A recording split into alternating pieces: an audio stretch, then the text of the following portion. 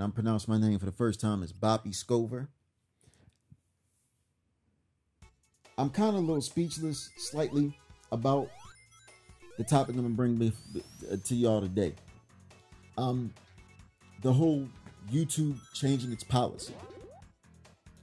Of course, I don't get views. I don't even have subscribers like that. How you made it to the channel is beyond me, if you've even made it here to begin with. But I understand why YouTube's doing what it is doing. Considering the content that they've allowed, it's a response. It's a response to an issue that, for them, it needs to be addressed. The problem that I have, this is a reactive response. It is something that should have been thought of, should have been addressed beforehand. Everybody's saying that it's because of what Paul Logan did. I don't think it's just because of what Paul Logan did, though it brought a lot of attention to the issue. Let's say Paul Logan Paul, whatever. I don't watch, and obviously there's a good reason why I don't watch him.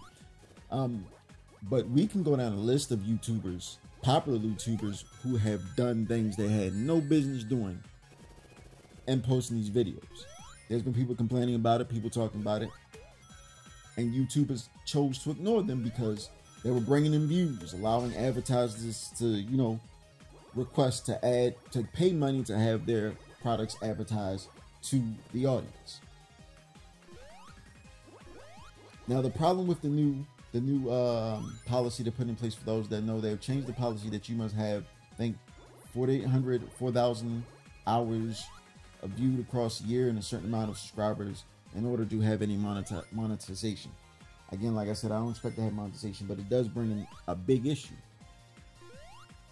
What if you have someone that is moving into that space? They're going to decide, they're going to develop and take time to develop a product that can possibly be bigger than most of the YouTubers now, even probably some of the biggest YouTubers, or have the capability to be something that advertisers really would like to advertise with.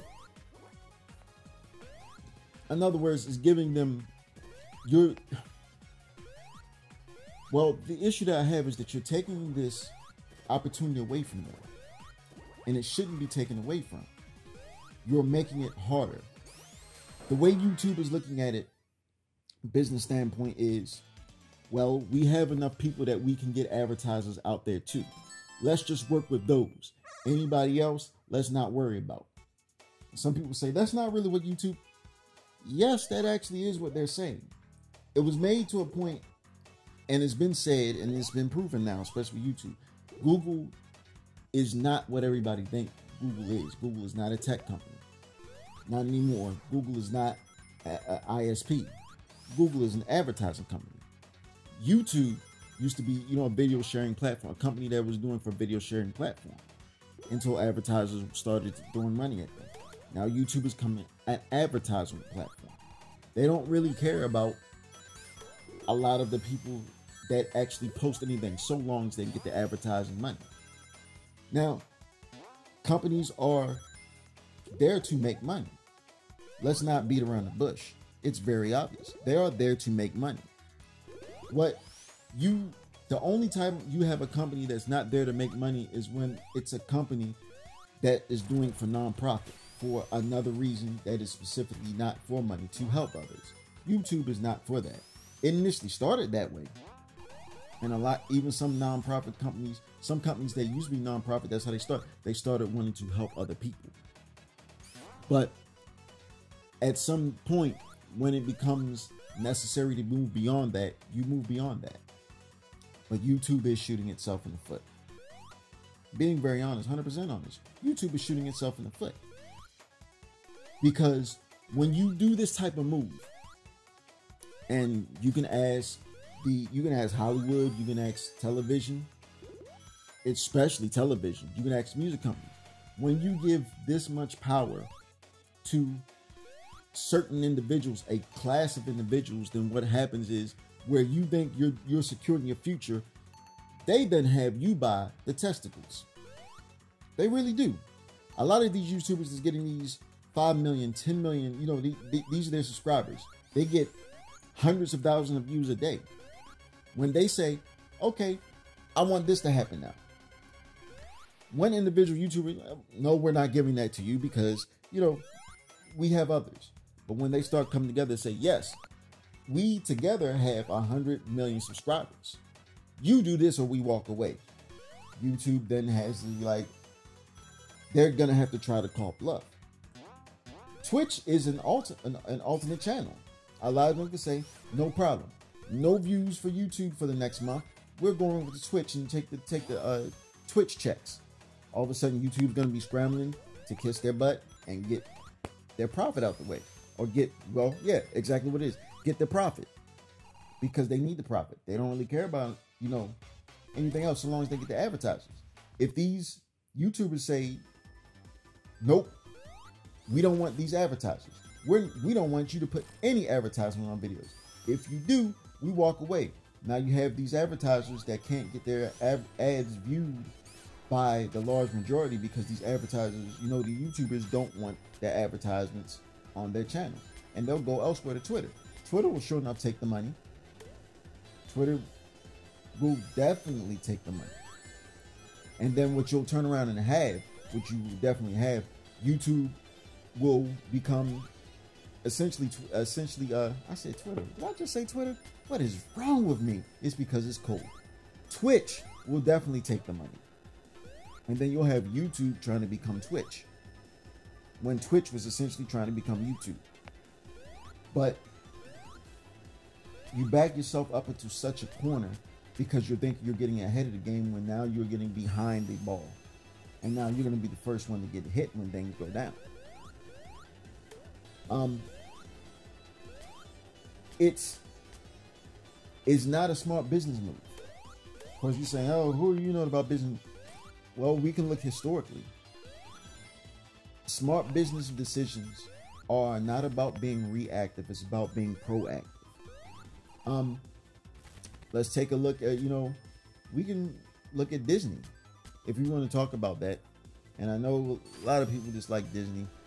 I'm not going to give my opinion one way or the other about how I feel about Disney. But let's look at the example of this. When it came to their Marvel properties, when Fox wasn't doing what they wanted to do as far as, you know, they were just butchering Fantastic Four. Fox, after buying Marvel, goes to Marvel, hey, Fantastic Four, none, don't, nope, not at all. No publicity. They were being proactive, knowing that Fox's track record with certain things was, you know, it was poor, to say the least. That's the best way to say it, poor. They're being proactive, knowing about what's coming. When it came to PewDiePie, they were familiar with PewDiePie to a degree. As soon as PewDiePie did what they did, proactive, no, we're done.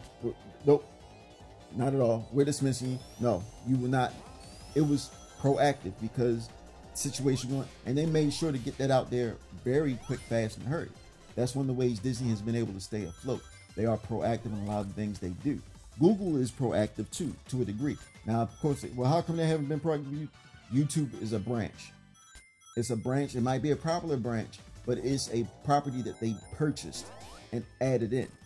YouTube start messing up. Then Google start, hey, you're making too many mistakes. You're doing too much. Fix this or else. YouTube is finding this fix. Right now, Google's going to step back and let's see how this works. Let's see exactly how well it gets you. It might succeed. It might not. If it does not succeed, we're going to make other changes. I'm 100% positive that's what's been said behind the scenes, behind those closed doors where the rest of the public can't see. By YouTube they're setting themselves up for a variation of a hostile takeover.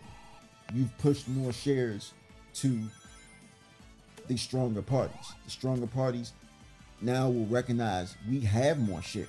We can demand more. And now you're at their demand. Hollywood had the same thing. They had, you know, there were a few starlets that got to that, you know, they make these demands and Hollywood has no choice. No, take that back. Not has no choice. They had no choice. For those you don't know, go back, I would say about 50 years ago. You'll see some of the best movies. No, 80 years now. It's 80 years at this point. Go back about 80 years. Some of the best movies had the same stars. over and over again. They could demand some absorbent things because Hollywood had gotten used to what they did with Three Stooges and some of the other black and white, pay them little. Then you had start, hey, I'm worth more than this because you only hiring me, so you're going to do more. I got these demands. Hollywood, like, this can't keep happening. There's got to be more out there. Now we have a very healthy, I want to say, registry of stars that can act. And so, hey, I'm not going to do it. No problem. Next, we got somebody else that can take your place. Right now, YouTube is setting themselves up. And it's going to be, and when it happens, it's going to be a big fall. Like Comic Story. No, Comics Explained. Not Benny, it was Rob. Like Rob said, and he was right. When you make these types of moves, you set yourself to be MySpace and Vine or Blockbuster. You think you're on top. And you are on top for a while until you're not. The only way to stay on top is to make decisions worthy of being on top. Proactive, not reactive. Maybe, maybe there'll be other people that do make it in the space, become big YouTubers, and then start changing the sphere. Start making changes. Maybe not, however. And maybe some of the people that failed on YouTube go to Twitch, go to whatever, Amazon. Maybe somebody makes Vimeo big, because that's the other half of it that can also happen. Somebody that is so charismatic, so powerful, so entertaining that they're on another platform. That platform starts picking up traction. Everybody starts seeing the video. Then that person on that platform says, hey, YouTube's giving you problems? Come over here. And then that other platform is like, you're not doing half bad. I know this big star brought you on, but you're not half bad. Let's go ahead and make you marketable. These advertisers start saying that, yeah, we've got a bidding war now. Okay, YouTube, you ain't gonna give us what we want. Lower your prices, or else we're taking it over there. And then when that happens, now YouTube is in a place they didn't want to be, a competitive market. YouTube, of course, wants to be a monopoly. Right now, they're not really a monopoly. They're technically a monopoly, but not really, because you have other options. But again, that's not really. That's going to change with these type of practices. You give somebody an opportunity to step up to the plate and become a big boy in this space, i.e. Netflix, Facebook, and who was the other one mentioned? Twitter, Instagram. Now you have a space that's going to crush you and has the capability to crush you. Because tell you now, Facebook is always trying to take something from somebody to make sure they stay afloat. They'll buy whoever they have to. They'll make whatever changes they have to, so long as they stay afloat. They know advertisers will pay money. So what they do is they make sure to, pay attention to certain things. They'll have people pay attention to enough of an issue, make their statements, and they'll be reactive to a degree. Now, I ain't gonna lie, they'll be reactive. But they'll be proactive enough to make sure that they can ward off as much as possible. That's my thoughts on it. You have anything, please feel free to add, comment, like, share, subscribe. Hey, to be honest, I don't really care if you subscribe. You can just comment, and you don't even have to like. Just share, get the word out. Keep your eyes open, because there's always a market. Remember, YouTube was at one point nothing. Now it's big. There's somebody else out there that's nothing right now and will be big. Fisker Karma was thought to be the biggest thing, and Tesla passed them up. But again, it's your boy Bobby Scover.